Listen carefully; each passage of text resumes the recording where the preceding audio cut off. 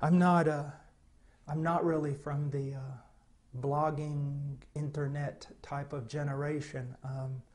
I'm kind of old school.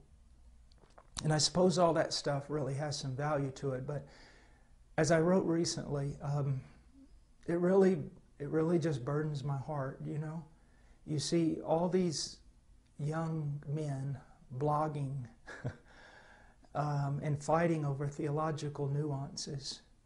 And in a way, many of them haven't lived long enough to even know or at least experience what they're talking about. And we'll sit there and we'll fill up the internet with this kind of stuff when there's literally billions of people who have not heard the gospel. I mean, it's insane.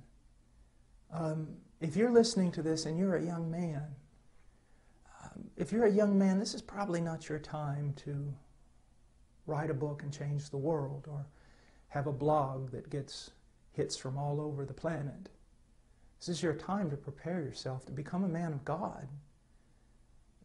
Not to be on the internet, but to be alone with God in prayer until He pours out His Spirit on you and makes you a useful servant. And then go out and don't be involved in pouring water on a land that's saturated. Go out with your life and preach the gospel to the nations that don't know Christ. Why be alive? The need is tremendous.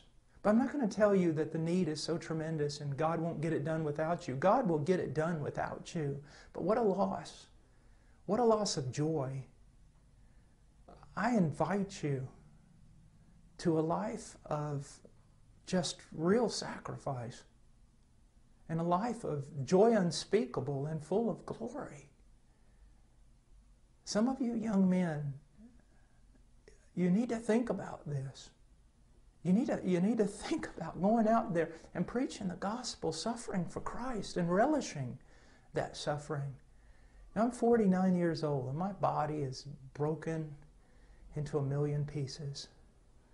Like Robert Murray McShane said, you know, the Lord gave me a message and a horse, and I've killed the horse. And I feel that way, but I can tell you this, I'm glad. I'm glad. He's worth dying for, young men. And don't waste your life.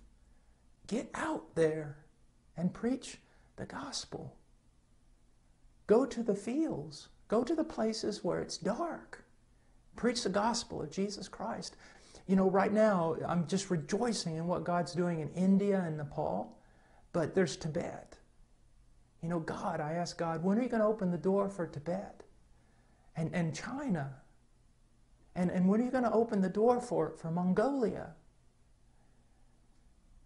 Young men, go somewhere and die, that only God and hell will know your name. God because He loves you, and His Spirit is powerful upon you, and hell because hell hates you. Go somewhere and preach the gospel.